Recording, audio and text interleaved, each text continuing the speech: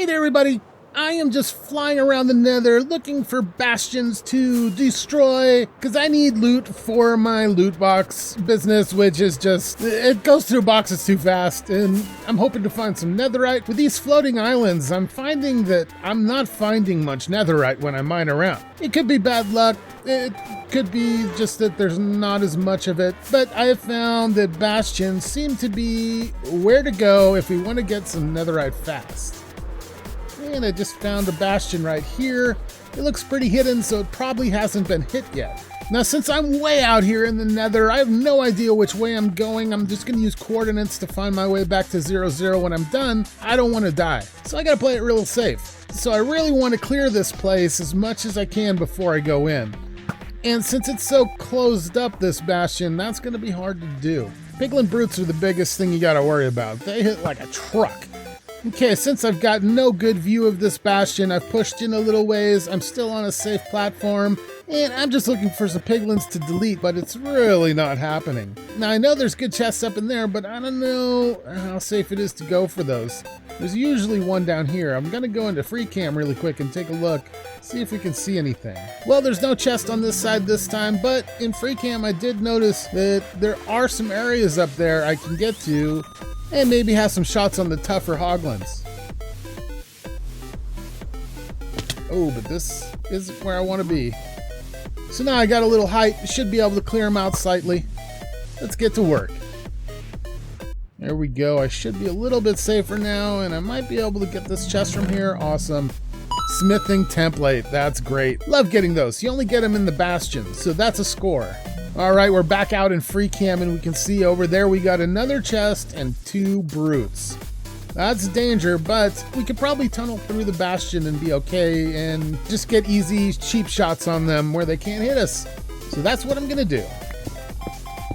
And we found them.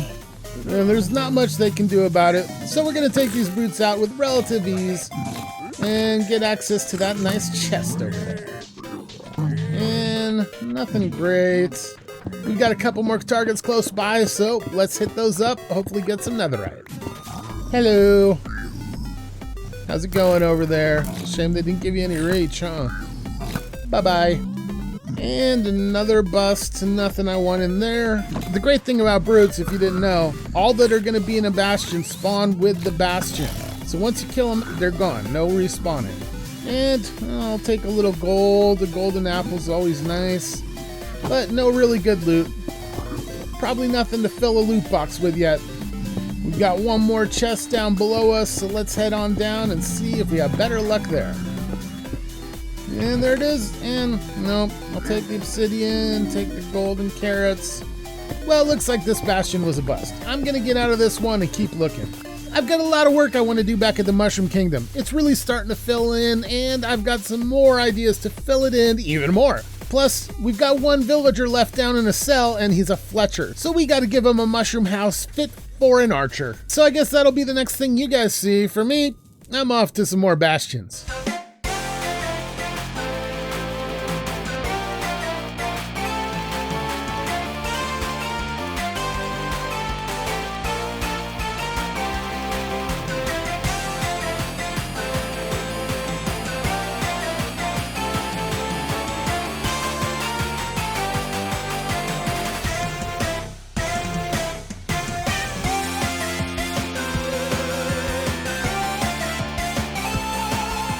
And our friend the Fletcher has a brand new home that may have seen better days, but I'm sure he loves it for as long as it's gonna last, of course. Let's take a look at the decorations. He's got his fletching area with storage for his fletching stuff.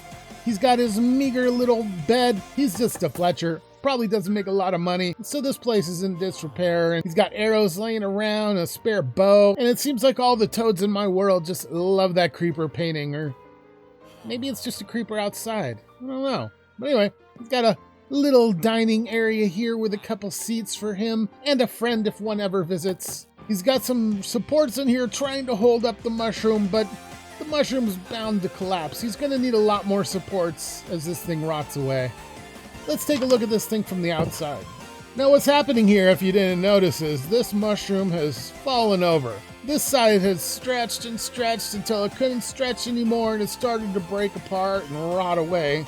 And the big cap of the mushroom has hit the ground and just started rotting into the ground, turning into a big field of mush and gross shroom pasty stuff. Imagine having to eat that stuff.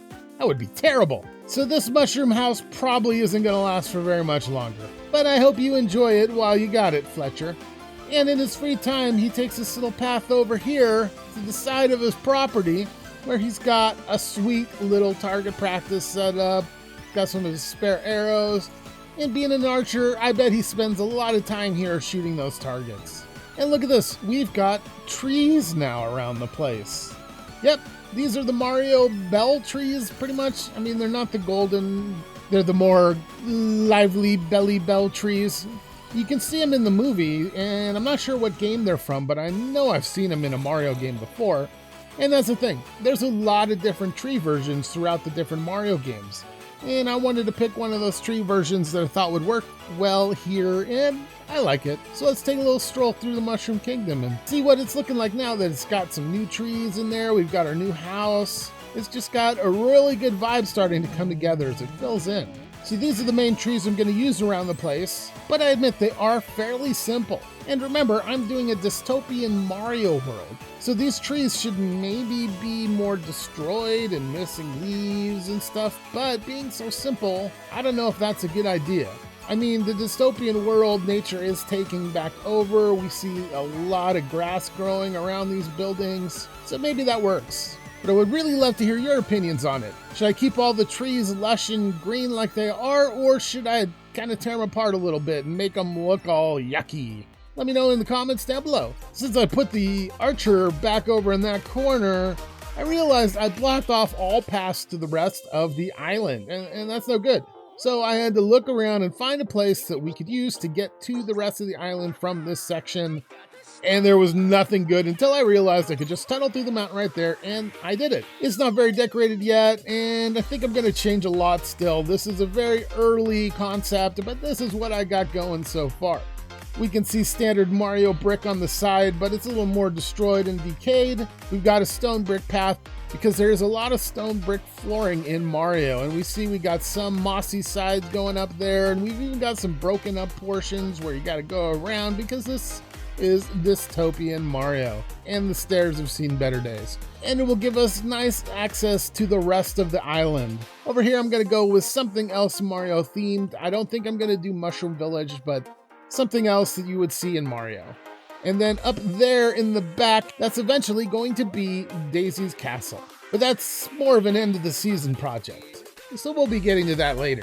And here's a bit of a look at the Mushroom Kingdom now with trees and the new building and all that with shaders on. And we can see these trees are actually all over the place now. They're really going to be key to filling out the whole Mushroom Island and just make it feel more alive. Even though much of it is dying off, unfortunately.